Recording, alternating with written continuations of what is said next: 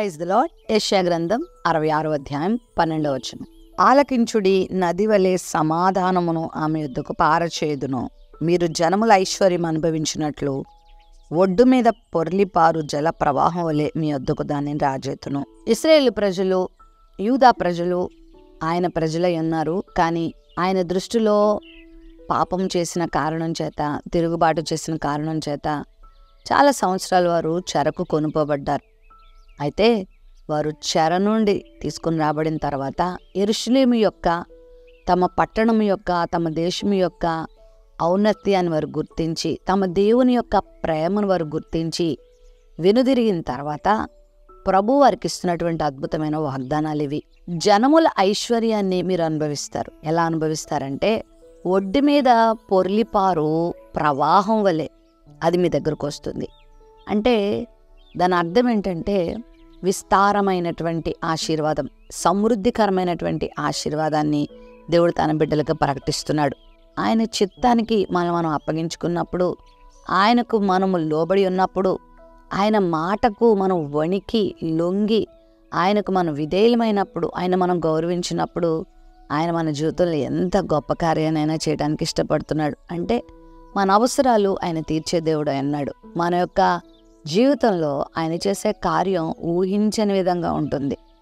ఒకప్పుడు మన స్థితికి, రాబోయే స్థితికి చాలా తేడా కనబడుతుంది. మనందరికీ తెలుసు, దేవుణ్ణి ప్రేమించిన వారి జీవితాలను దేవుడు ఎంతగా వర్ధిల్ల చేశాడో. వారి ప్రారంభము చాలా స్వల్పమే, కానీ వాళ్ళ ముగింపు మాత్రం చాలా ఆశీర్వాదకరంగా, విస్తారంగా ఉన్నట్లుగా మనం గమనించగలం. ఈ ఉదయకాల సమయంలో నువ్వు ఈరోజు దీనస్థితిలో ఉన్నావేమో, బీద స్థితిలో ఉన్నావేమో, ఎవరైనా నాకేమైనా చేస్తే బావుణ్ణు అనే స్థితిలో నువ్వు ఉన్నావేమో. కానీ ఈ వాగ్దానం నువ్వు సొంతం చేసుకుంటావా? జనముల ఐశ్వర్యాన్ని అనుభవించేలా దేవుడు దానిని ఒడ్డు మీద పొర్లిపారే జల ప్రవాహం వలె దాన్ని తీసుకొస్తాడంట. అంటే నీకు ఏ లోటు లేకుండా దేవుడు చేస్తాడు. నిన్నే అనేకులకు ఇచ్చేలా దేవుడు చేస్తాడు. అందుకే దేవుడు ఇశ్రాయేలు ప్రజలకు వాగ్దానం ఇస్తూ, మిమ్మల్ని తలగా చేస్తాను కానీ తోకగా చేయను, మిమ్మల్ని ఇచ్చేవారిగా చేస్తాను కానీ పుచ్చుకునేవారిగా చేయను అన్నాడు. సో నిన్ను కూడా దేవుడు ఆ విధంగా చేస్తాడు. ఈ రోజున నీ స్థితికి నువ్వు బాధపడకు.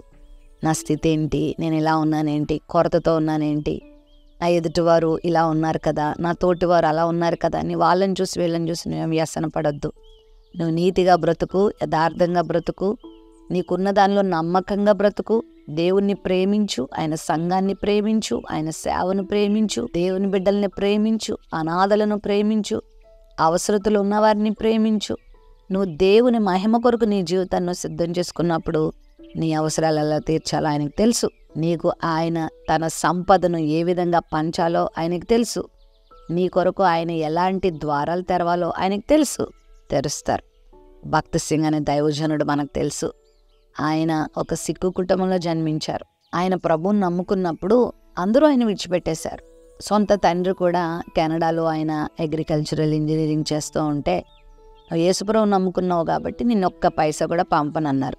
పర్వాలేదులే నాన్న, నా ప్రభు చూసుకుంటారులే అని దేవుని మీద ఆధారపడ్డారు. ప్రభు చెప్పినట్లుగా కష్టపడ్డారు. అతడు ఒక ధనికమైన కుటుంబంలో జన్మించినప్పటికీ, చాలా గారాబంగా పెరిగినప్పటికీ తన సొంత ఖర్చుల కోసం కష్టపడ్డాడు. తప్పు చేయడానికి సిగ్గుపడాలి కానీ ఒళ్ళు వంచి కష్టపడడానికి సిగ్గుపడాల్సిన అవసరం లేదు. అలా కష్టపడ్డాడు. ప్రభు కొరకు నమ్మకంగా జీవించాడు. చదువు పూర్తి చేశాడు. ప్రభు పిలుపునందుకొని ఘనమైన సేవను ఆయన జరిగించారు. హెబ్రోన్ అనే పేరు మీద చక్కని సంఘ స్థాపన చేసి ఈరోజు ప్రపంచవ్యాప్తంగా కొన్ని కోట్ల మందికి ఆయన ఆశీర్వాదకరంగా మారారు. అనేక మందికి ఆయన యేసుక్రీస్తుని ఎవరో తెలియచేశారు. అనేక మందికి ఆదరణను పంచారు. ఏమీ లేని ఆ వ్యక్తిని దేవుడు విస్తారంగా ఆశీర్వదించారు. ఎందుకు అంటే ఆయన మాటకు మనం లోబడినప్పుడు ఆయన మనల్ని ఆ విధంగా చేస్తారు. నిన్న ఆయన పస్తులుంచడు, నీ చేతులు ఆయన కొరతలుంచడు, నువ్వు కొరత పడేలాగా, కొదువు పడేలా ఆయన ఉంచరు. యెహోవా నా కాపరి, నాకు ఏమి కలగదు అన్నారు కదా దావీదు భక్తుడు.